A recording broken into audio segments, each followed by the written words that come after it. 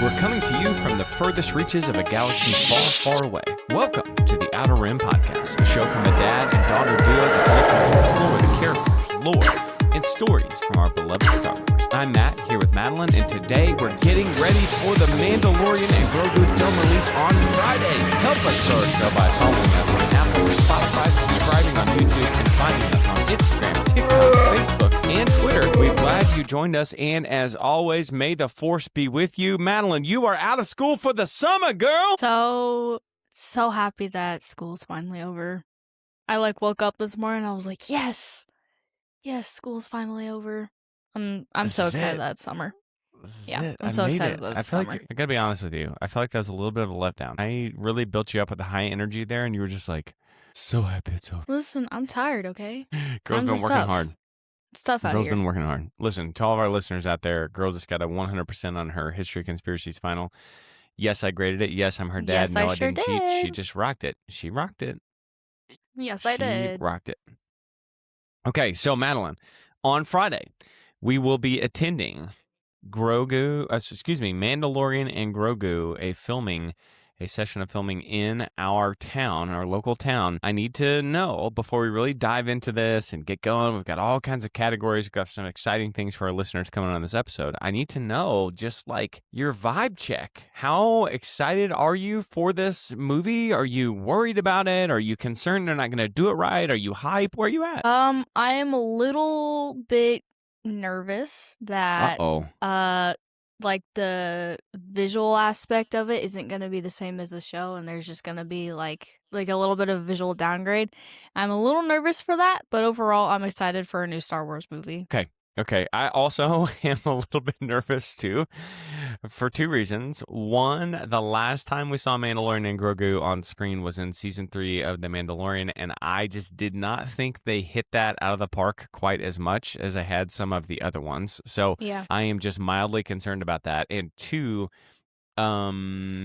I want this to be good because we haven't had a Star Wars movie since The Rise of Skywalker in 2019. There are some things about Episode 9 that I liked. I don't think there is anything about Episode 9 that you liked, and you are with most of the fandom. Nope. There are pieces of it that I enjoyed, but the more successful Star Wars is in the movie theaters, the more chances we have to get additional Star Wars content.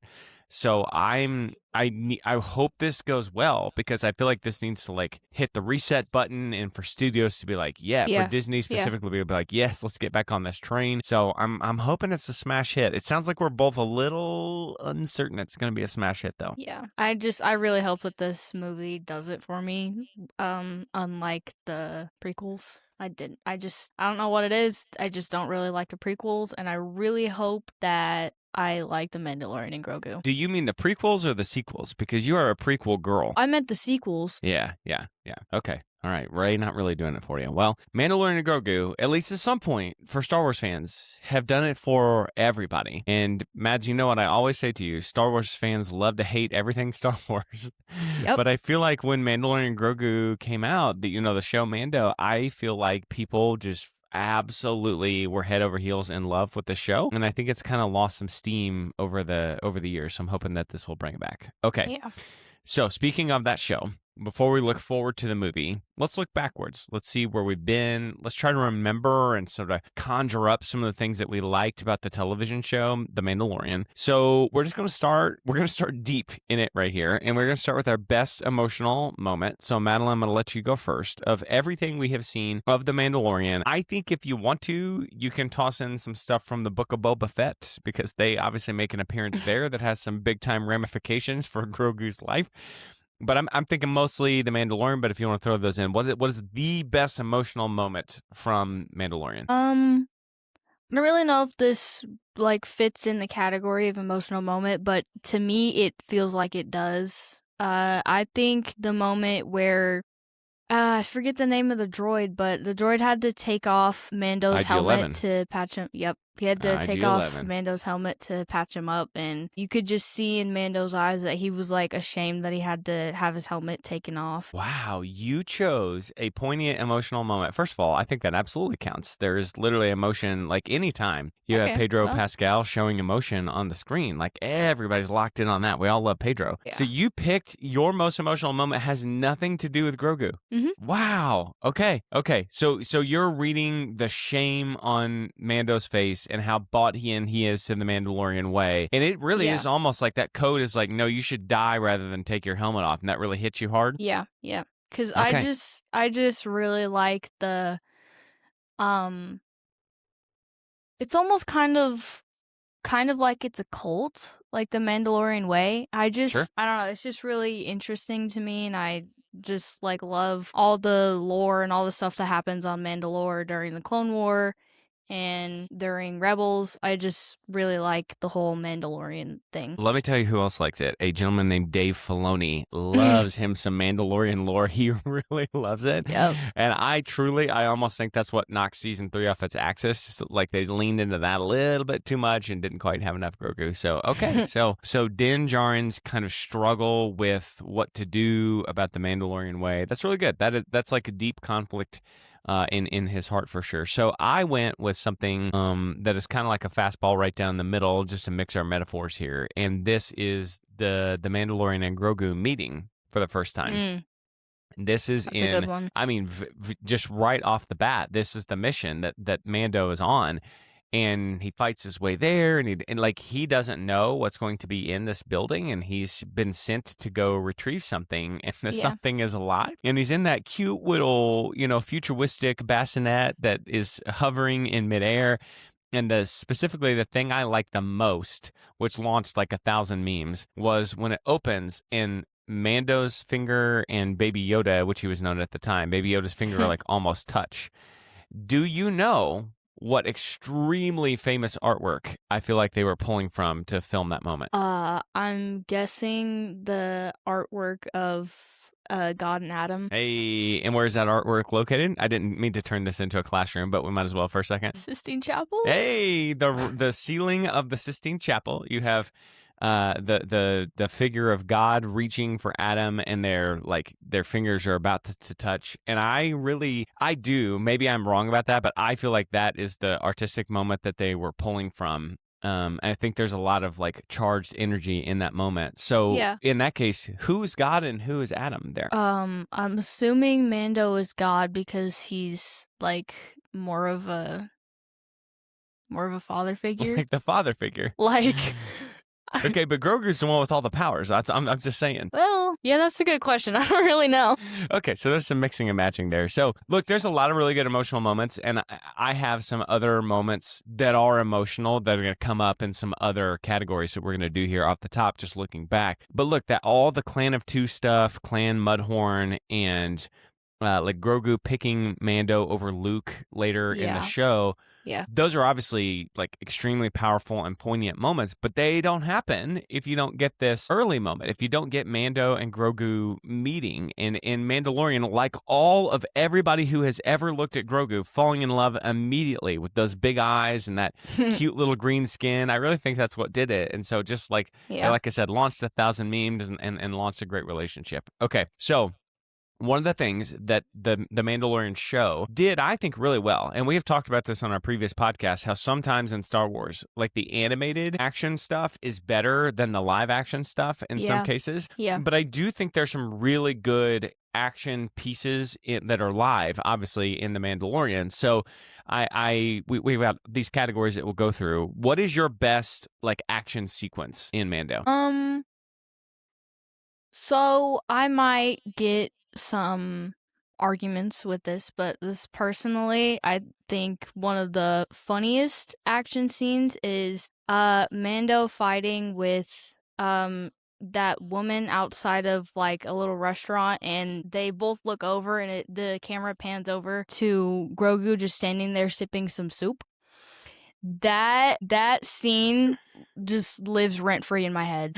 Because Grogu's just over there munching. Well, not really munching, but what do you do with soup? You munch on snacks. He's just sitting there. He's just slurping.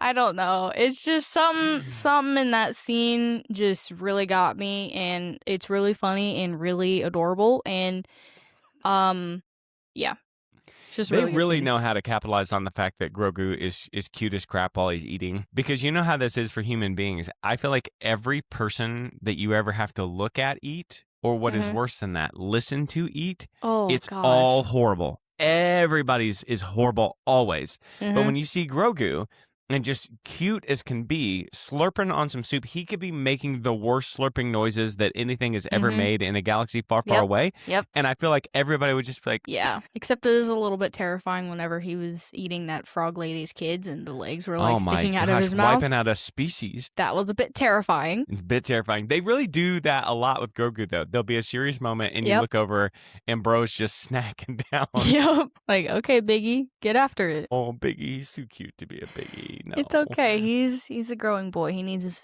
Does he need his snacks when it's going to wipe out a species? Yes. Oh dear. Listen. Okay. Well, tell you what, you really do just fit right in with the mall side of things, don't you? Yeah, that frog lady, she's the last one. Yeah, who cares? No big deal. Something else will grow out of it. Okay, so food is for a my priority, action, okay. For my action scene, I went Din Djarin versus the Crate Dragon. Now this comes from season 2, and obviously this is like some big creatures that are fighting. We got some bantha involved. I can't really explain it. I do like just a big truck of a bantha, you know. And everybody's always talking about the bantha poodoo, and I'm like, what does that thing look like? Like an actual Lincoln log, you know? Yep. So that I like all of that. I like the fact that every time we have a Star Wars anything, we got to go to Tatooine, obviously. And if we don't go to Tatooine in the sequels, we can go to Jakku, which is just Tatooine with a different name. Yep. So we have to go to some kind of desert planet. So Mando agrees to take out this crate dragon. And there's something on the down low about why this is so specifically why I like this moment. Can you think of another Star Wars moment that this scene in Mandalorian reminds me of, which is why I would love this so much? Man, you're really putting me on the spot here. I am putting you on the spot. Let me give you a hint then. It's not a movie and it's not a TV show, but it is a Star Wars moment. You ain't got it. Okay. I don't got it. It is from the Knights of the Old Republic video game. There is a desert planet on that video game as well where you have to, it's like a cutscene, but you have to take out a crate dragon. And I'm telling you what, that RPG, Knights of the Old Republic, is one of my favorite video games in the history of video games. And so anytime there's like, oh my gosh, they're doing a little KOTOR thing here. And I think that's what they were doing. That's probably, honestly, truly, not even the best action scene in the TV show The Mandalorian, but it is like your list. This is the one that's like closest to my heart because I loved KOTOR so much. And so I was like, oh my gosh, they're doing the thing, they're doing it. And obviously Mando wins and it's good stuff. Oh man, I need to play that again. Oh, you do need to play that. I never really finished that. Are you aware they are making a remake of it? So I think we can play it on the PS5 with updated graphics. Wait. Yes, we'll be doing that. Okay, Mads, America's sweetheart. Grogu. Everybody loves him. Everybody has merch of him. Everybody has everything of Grogu because he's so literally cute. People who don't even know a single thing about Star Wars will have like some sort of Grogu merch in their house. Like a Grogu keychain. They don't even never seen Star Wars. They're like, I don't even know what this thing is, but it's adorable. What's your favorite Grogu moment? Well, there are a lot of Grogu moments, but personally my favorite is him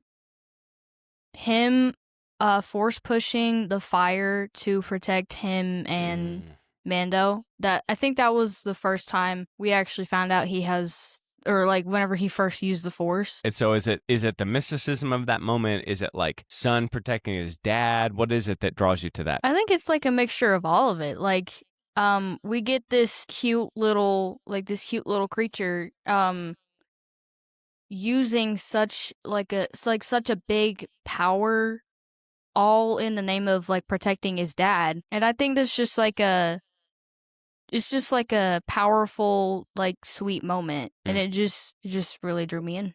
Does it remind you, not to really tear you up, does it remind you of Kanan holding back the fire and the explosion to save Ezra?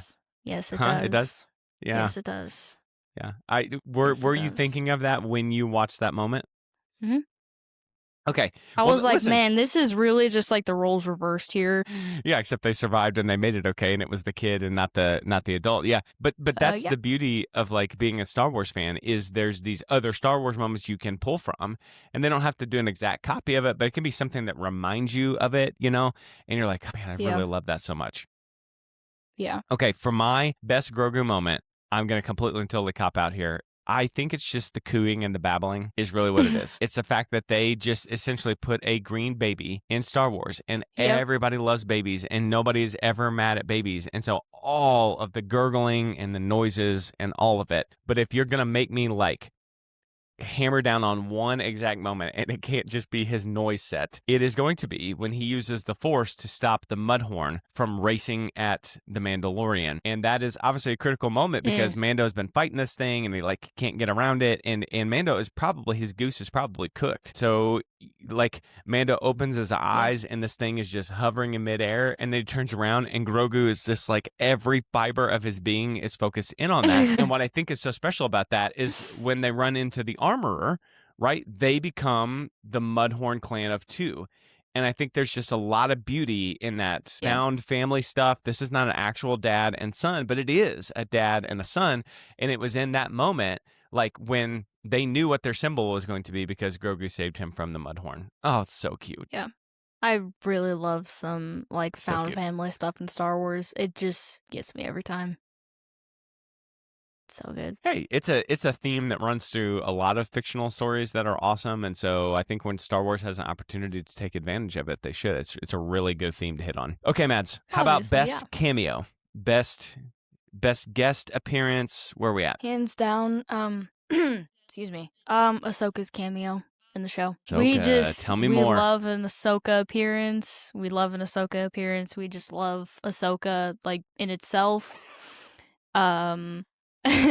This is in chronological time. This is Ahsoka's, I think, first appearance since Rebels, since Mandalore. Right? I thought Mandalorian came before Rebels. I thought it was Clone Wars and then Rebels and then the Mando show. Oh, I could be wrong.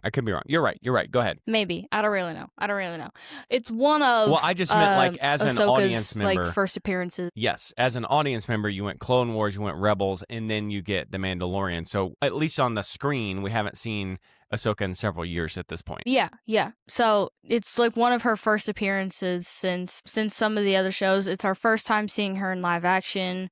She just comes in and plays a key role in The Mandalorian, like just dropping Grogu's name. That was a good moment. Talk to me about the name reveal for a minute. Were you happy when you found out his name was Grogu, or where were you at? I was happy that we found out his name, but as I said last week, I still think they whiffed on his name. Okay. My question is, can we get Ahsoka back? Can we get some more information from Grogu? Grogu, what is your species? What like do you have a last name? What is your favorite snack? I think we know his favorite snack. What is your favorite snack? Where did you come from? Who are you? Like, who saved you from Order 66? Like, we need to know.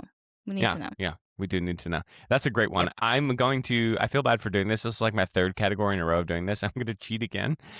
And I'm going to say that the best cameo was actually the Mandalorian and Grogu in the Book of Boba Fett. Because again, I know this is shocking to everybody out there. Star Wars fans, there are segments of them that hate on the show Book of Boba Fett. There are some pieces of the Book of Boba Fett that I liked, in addition to this one. But man, those episodes where it basically becomes like a half of a season or a quarter of a season of the Mandalorian TV show, those are some hard-hitting episodes because what do you get? The Darksaber coming back to the armor. You get Luke Skywalker. Ever heard of him? We get to visit his little Jedi Academy. We get an Ahsoka appearance here too, and then we get ultimately the ground is set and the decision is made that Grogu picks Din Djarin over Luke Skywalker. And that is like some incredibly powerful stuff. So as far as cameos go, I think it has to be when Mando and Grogu showed up.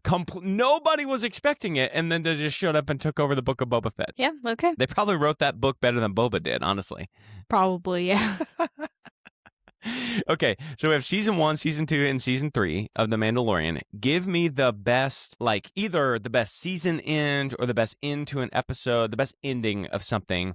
And then we'll spin this forward into a bigger conversation about The Mandalorian and Grogu. Well, going off what you just said about their cameo in the Book of Boba Fett, I'm gonna have to go with the bittersweet goodbye between Mando and Grogu after, like, as he's giving him off to Luke to go to, like, the Jedi training. The moment was just so sweet, and we saw Mando taking off his helmet so Grogu could see him for what they thought was the last time. My goodness. And it was just like such a sweet and wholesome moment, and it was honestly kind of sad too. And then a little bit later, Grogu just shows back up. He's like, "Hey, I'm back. How's it going?" No, I shouldn't even make Hey, the Dad. Grogu noises. I'm sorry. Yeah. Hey, Yeah. Dad, what's up? I picked What's you going? over What's Luke going on? over Luke Skywalker. I picked Mhm. you over Luke Skywalker. Although Yep. the way that they did Luke, he looks a little bit like a dead body that's been reanimated. Like there's something a little bit off about Yeah. de-aging Mark Hamill is a little bit weird. So maybe Yeah. we all would have picked the Mandalorian in that case. Probably. Looks just a Okay, little so I had my creepy. best ending is season 1, the end of season 1. No one will be shocked to find out that this is a Moff Gideon situation. There's a standoff with Moff Gideon and his guys, and I think the action is good there. I know I picked something else for my action scene, but I also like IG-11 makes a sacrifice play here. He goes out in a blaze of glory in order to give cover to some of the other people who needed to Yeah. escape. And then this is really where you get Din Djarin like fully embracing the creed, because there's this like very pure version of Mandalorianism practiced by the armorer and the people that that are associated with that. And then Mando's a little unsure, and so he really goes for it. We get the clan of 2, we get the Mudhorn thing, and so I just think that like season 1 of The Mandalorian to me is the best season that there has been, and they did such a wonderful job of tying like all the pieces came together.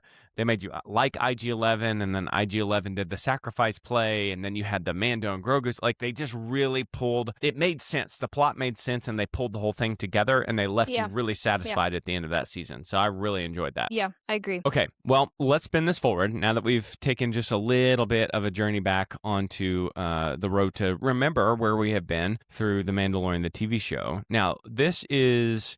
Let's talk wider here about how Mando like kind of revitalized Star Wars as a TV show, like as a TV property in general, because it was just like a smash hit cultural phenomenon. Oh crap, they're really doing this. They put this together super well. So what is it that you want to say about like The Mandalorian, the TV show, just kind of revitalizing Star Wars on screen? I think it just kind of gave us a look into Star Wars that we've never really seen before.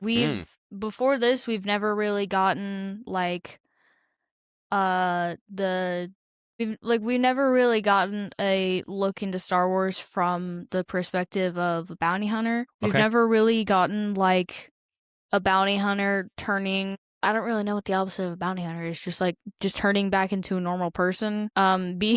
Because of this child that he like became so attached to, and that we all became attached to. So I just like the storyline and the way that we got really something different out of this show, and we just haven't really seen something like it before. Yeah, I think that this show took some really good elements of Star Wars, which to me, and I know not everybody likes this part of it, but to me, like the Jedi, the Force, I know Star Wars is bigger than that, but I really feel like that the Force and the mystical portions of this show, to me, that's the heart of what this is. And so you implanted that as a mystery in the package of a cute, bundly little 50-year-old baby and made everybody wonder, what is this? What is going to happen? Obviously, we don't know a lot about Yoda, his background, why he lives to 900. So there's all this mystery around it, and they just kind of dropped that in and didn't explain any of it. And then, like you said, it gave us a new look with like kind of a gun for hire episode of the week, almost like a buddy action comedy, sort of. Like there are some funny moments too. I see and so that, they took like pieces of Star Wars that we all love, they repackaged it into something else, And it didn't have to be about Luke. It didn't have to be about Anakin. Although, obviously, they run into some of this stuff Yeah. because Palpatine is, like, that's just going to happen. But I'm very thankful that this happened because, and I'll be interested to see what you think about this, I think that this paved the way for some other stuff that we got down the road. I think if you don't have The Mandalorian, you don't get Andor. I think if you don't have The Mandalorian, you don't get Acolyte, and that got canceled and wasn't met with very good reviews. But I'm glad that when they take chances, and so I appreciate the fact that I feel like The Mandalorian kind of opened the path for some of those other things. Do you think that's true? Do you track with that? Yeah, I kind of see that. I just really like the way that this, just like you said, just like kind of gave way for some of these other like spin-off shows. Yeah.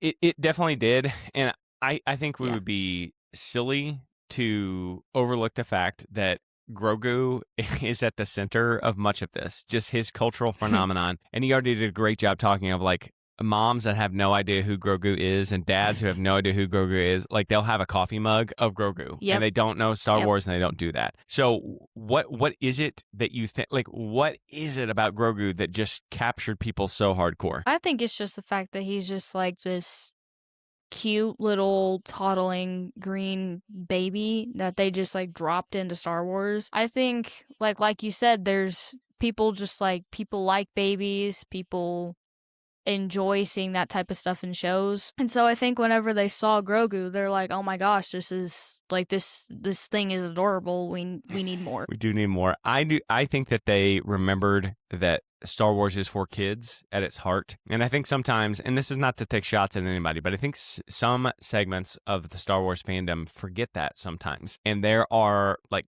25, 35, even 45-year-olds who saw Star Wars as kids. And there is this like urge and desire in them for Star Wars to grow up and to be an adult show. And I think you can do that. Like obviously Andor, I think, is a very adult show with adult themes in it. Yeah. But at its heart, at its root, and George Lucas has talked about this, Star Wars is for and about kids. And so the fact that you popped Grogu in there is just the cutest possible thing that you could do to attract kids. And it just turns out that everybody else was just like, dang, that thing is awesome. That's just kind of how that worked. So let's continue to spin this thing forward and talk about the movie, which is coming out on Friday. Before we do that, I'd like to remind all of our listeners to please subscribe on Apple and Spotify podcasts and on YouTube if you're watching there.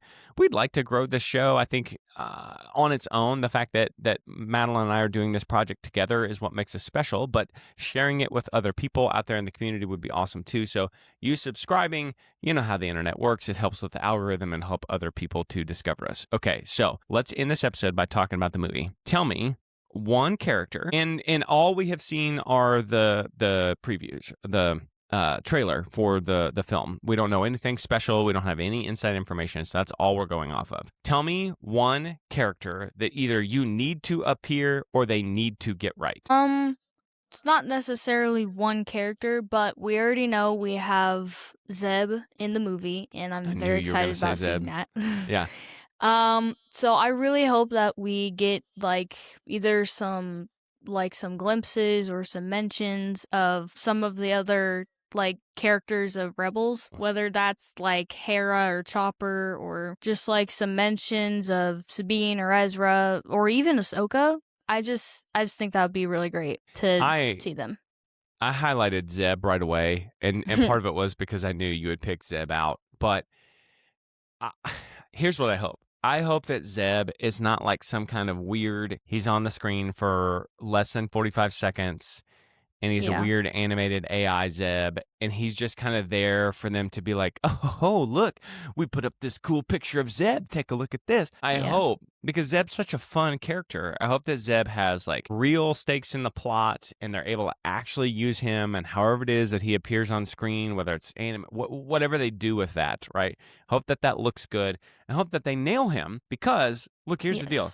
Yeah. Din Djarin is kind of a quiet guy, and Grogu is literally a baby that babbles. And so it would be interesting and fun to have like kind of a charismatic chaotic sort of character like Zeb, and I really think he Yeah. could bring that. I don't Yeah. know how integral to the plot he will be, but I really hope they nail Zeb because that would be so much fun. That's very true. And I hope that if they don't have the voice actor voicing him, I hope they at least get somebody who has a similar voice, because it would just make me so sad if they ruined his voice. You didn't like what they did with Ahsoka, did you? I did not. Yeah. Okay. So this movie we're going to go see on Friday, what is one plot line that they need to resolve, or if you want to think about it a different way, a plot line they need to knock out of the park? I think they need to add in and resolve Grogu's past. I would just really like to see what happened to him before Order 66, like what was going on, if he was doing training, if he had a master, if he was like just a youngling, he was just chilling out with the other kids. And I also want to see the events that happened in his life leading up to Order 66. Like I want to know who saved him. I want to know who hid him away. So I just really hope that they add some of that background in there, because I think it would add a lot to the story. You want the lore drops? I do. Yeah. I do. Yeah. Yeah. I also think that would be good. I think, and we'll talk about this in a minute when we talk about what we think might make this movie fail, which hopefully it does not. Hopefully it's a smashing success. That's what we all want. I think the plot line that they have to remember to keep at the center and figure out is the relationship dynamic between the Mandalorian and Grogu. We do not know if this is going to be the last set of Mandalorian and Grogu stuff, right? We don't know if there are any more seasons. We don't know if there's another movie. Some of that probably has to do with how well this movie does financially. Yeah. So again, hopefully it's a smash hit. But I think they lost their way a little bit in season 3. I like the Mandalore stuff. I think it's cool. But it became too much about that, and Grogu just kind of was a background piece. They have got to remember that this story sings the loudest and the best and the most beautiful when it is about Din Djarin and Grogu and their relationship. So there needs to be stakes. There needs to be a goal, like something with that needs to be moved forward. And if it's just like Grogu's along for the ride while Din Djarin takes care of some kind of side quest, I'm afraid that that's going to miss. I don't want that to be the case. Yeah. Okay, so how about an emotional beat? Like what is it emotionally that they need to get right for this film for you? I mean, I think they just really need to nail just like like you said, like the wholesome story between Din Djarin and Grogu, and I think we just need some just like some cute space dad and space kid moments, and I think that'll just like really do this movie for me if they get that part right. I agree with that 100%. In fact, I didn't write down Space Dad and Space Kid, but I just wrote down keep Mando and Grogu at the heart of this. Yeah. So I feel like we've been hinting at this, so let's just hit it directly head on. If The Mandalorian and Grogu is a good film that you like, why? What happened to make this a success? I mean, really, if it just like keys in on the just like the emotional part, if it does end up hitting on Grogu's backstory, like I said, and if it like just ends up having like a good plot line and they follow it smoothly, then I think it'll do it, not for me, but also for a lot of people. Yeah, they have got to. They have to resolve something with Grogu. Yeah. They have to remember that this is why we like this show in the first place, is because this powerful being was dropped into Din Djarin's lap in some ways, and he made some specific decisions to protect this child and for this child to become, this is his child now. And all of the stuff about Din Djarin being a Mandalorian and the Mandalore stuff, that's all fine and good, but really those are only complications that are trying to get in the way of the thing that matters about this, and the thing that matters is the relationship between Din Djarin and Grogu. So I'm going to go ahead before you go. I'm going to go ahead and give you the reason I think if this fails, this is why I think it will fail, and it is because they don't know what to do with Grogu. They don't know how to resolve his plot. They don't know what it is. He has already he already chose Din Djarin over Luke Skywalker. Yeah. And so what else is there left? Is there some, huge bad guy they're going to face down? Is there some other decision that they are going to make? And so they've got to have some kind of plot line involving Grogu and the resolution of Grogu.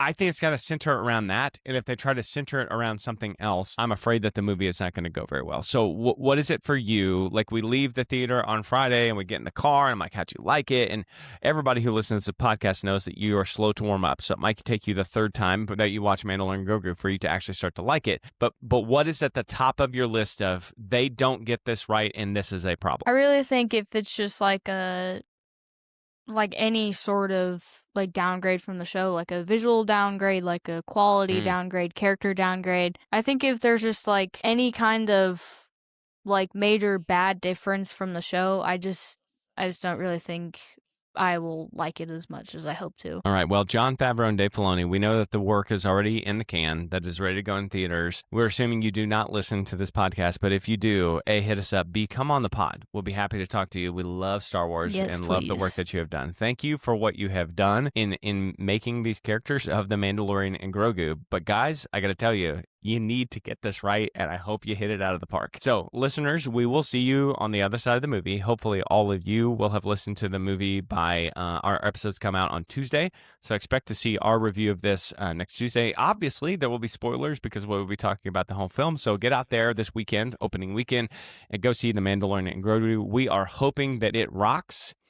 That is going to bring us to the end of this transmission. Thanks for hanging out with us in the far reaches of the galaxy. If you enjoyed our takes, our coverage, our lead up to The Mandalorian and Grogu, be sure to subscribe and join us for our next jump through hyperspace. Until next time, keep your eyes on the horizon and may the Force be with you.